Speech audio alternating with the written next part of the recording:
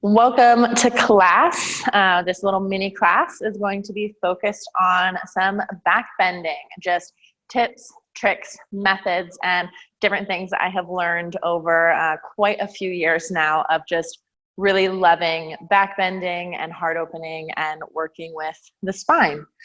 So I'm just going to start by just listing a few quick little things, just tips and things to know and to be considering when you're working with your spine and back bending. The first thing that I think is really important is that you should always be nice and warm before you are working into really deep places or maybe a new depth or a new posture that is like a back bending type posture. Just like anything else, it is going to benefit you so much to be warm. You are going to avoid injury, discomfort, being really, really sore the next day, things of that nature. So just making sure you're nice and warm before working into new things and into deeper back bends. The second thing is also to really be connected to your breath. So I found, especially in back bending postures, they can bring up a lot of sort of anxious feelings and sort of fearful reactions and sort of fearful energy. So always making sure that you are breathing and you are connected to your breath is going to help you not only just release those feelings, but manage them when they do come up. So let's go ahead and start by talking a little bit about puppy pose. That is a posture that I like to use, especially when I'm just kind of warming up for a back bending practice. So I'm going to start by talking about traditional puppy pose, and then I'm going to show you one of my favorite variations. With puppy pose, you need your hips to be frozen right above your knees. This is important just so these hips don't move. You'll start to walk your hands forward and begin to sink your chest, your forehead down toward the floor. Now my arms are shoulder width distance or wider. This is really important because we want to allow the chest to have as much space as possible to start melting toward the floor. Now you can see that this is most definitely a back bend, but it's quite supported because I am bringing everything down toward the floor and I'm using gravity to help me. Gravity is actually pressing down and it's helping me sink my heart down toward the mat. So that is our traditional puppy pose. Great way to warm up for back bending and is also just a tremendous posture in general. That posture is also a really good place to go to if you do experience a lot of anxiety and fear maybe in those back bends like camel or things like that that are a little bit less supported. Going into puppy and starting to manage those feelings with your breath and get really familiar with that process of breathing through the back bend. Puppy is a great place to go for that. So I'll show you one of my favorite variations for puppy now quickly. If back bending is something that you are working on a lot, you bring two blocks out in front of you, or you could also use like the bottom stair, like a low ledge, something like that could be used. You could even stack two short stacks of books. That could be definitely beneficial. That could work too. Just make sure they're of even height, and you are going to set the blocks about shoulder width distance if you're using blocks. Now you can start them on this lower height or you can turn them up just a little bit higher and bring your elbows just onto the blocks, onto that ledge. Get those knees and hips set up like puppy pose and begin to sink your chest down just like we did before. Now, because your elbows are raised, you're going to find a little more space and this is going to be just a little more intense. The other option would be to take these hands that are pressing together, these prayer palms, and draw them toward the back of your neck. So this is a wonderful, wonderful place to spend some time to begin working through the opening of the heart and the energy and intensity that can sometimes come with that. Now I'm going to use camel posture to help just break down and talk about a few other really important things with back bending. Camel is just a great posture to use as an example because you are still relatively grounded on the floor since you're standing on your knees, but it is also a posture that we see a lot. So it's pretty common. Most of us have been in this posture at least once before. So in camel pose, you traditionally start rising up onto your knees. Now, this leads us to one of the first things that's really important in back bending. It's your legs and your lower body, which might sound a little surprising since that has nothing to do, or you might not think it has anything to do with your back bend, inherently.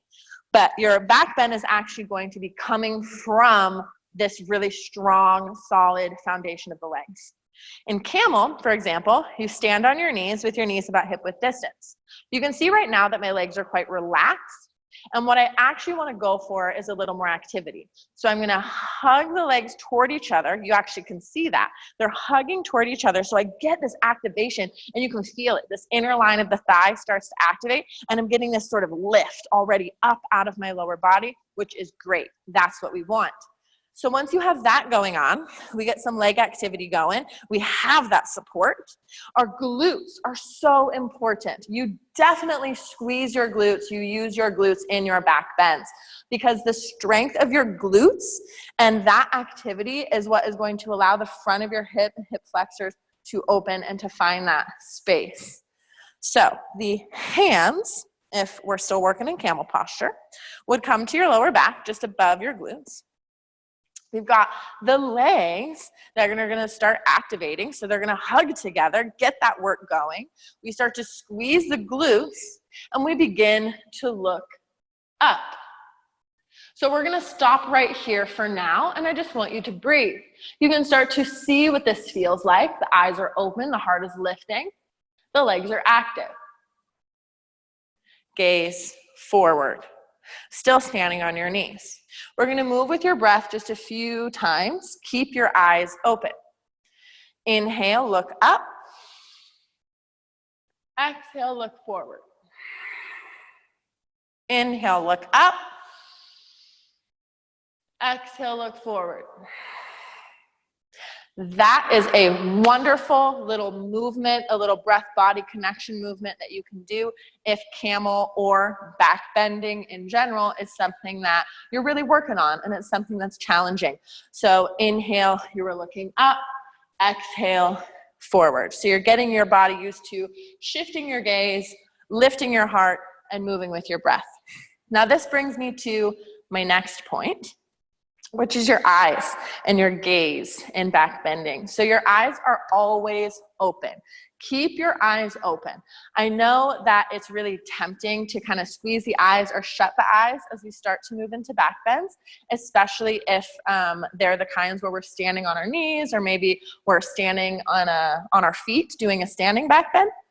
You've got to keep your eyes open because your body, contrary to what you might believe, is actually going to panic a little more if your eyes are closed because you can't see what's going on. So you have to keep your eyes open, which is going to help you stay present and grounded in your back bend. But it is also going to help you stay focused, like that gaze in any other posture, that drishti. It's going to help you laser your focus, your awareness into the asana, into the posture that you're performing. In this case, it's a back bend. So that gaze is just so incredibly powerful. And then you have your breath moving. You've got all the other things going on. And it just all starts to tie together. But if we close the eyes, it kind of cuts off this whole piece of it. So make sure you keep those eyeballs open. So rising back up onto our knees.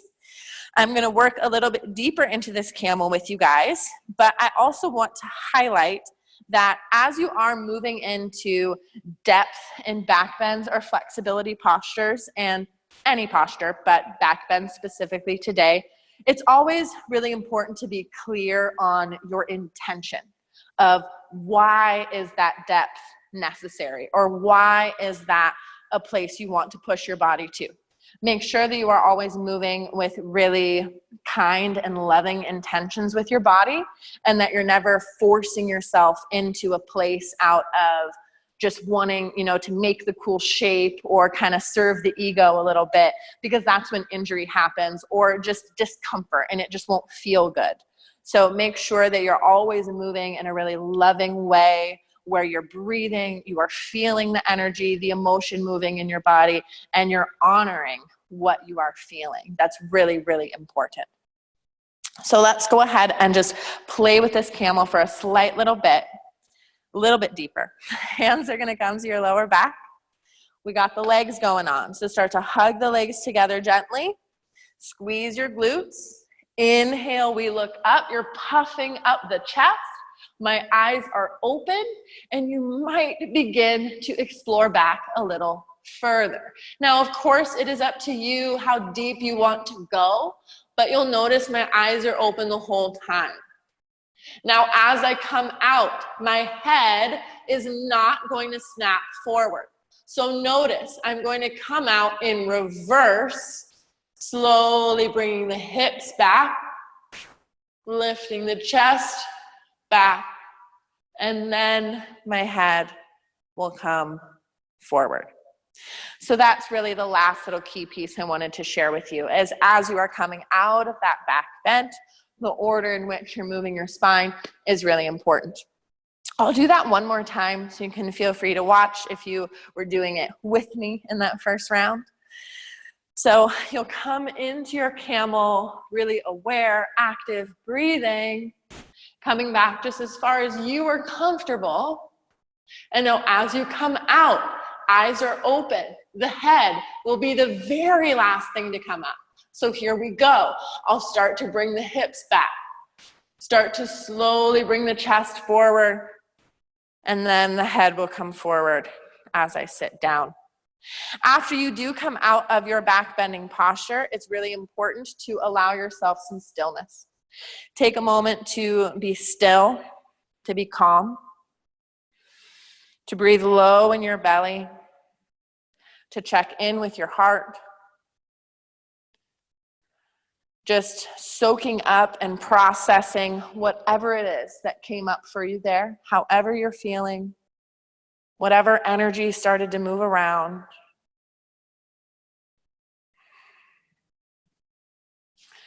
And let it go. And then if you want to continue playing with your back bends and practicing further, go for it. Now, as you are moving through a back bending practice, something to keep in mind is that moving through back bend after back bend after back bend is actually totally okay. I know there's sometimes instruction that you should always do, a back bend and then a forward bend to even it out. But if you're having a specific back bending practice, then going back and forth is actually quite stressful on your spine. So if you're doing a lot of back bends, do those.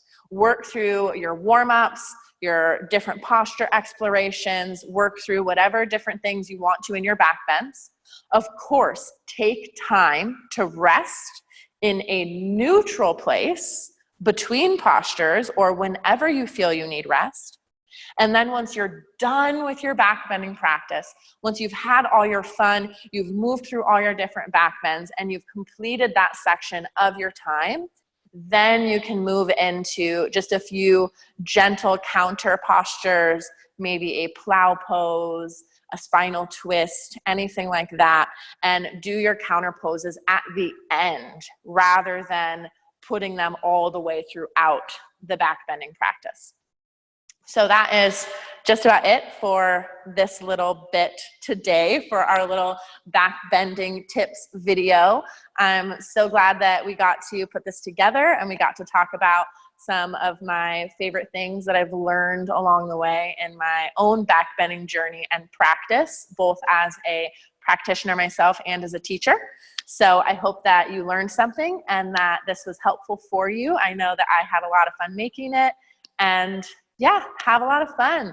Get into those back bends. They are a beautiful, beautiful asana practice, and they are so incredibly just transformational in both the body, the mind, the spirit. So I really love them, and I hope you love them too. And have fun in your back bending practice, guys. Namaste. Thanks for joining me.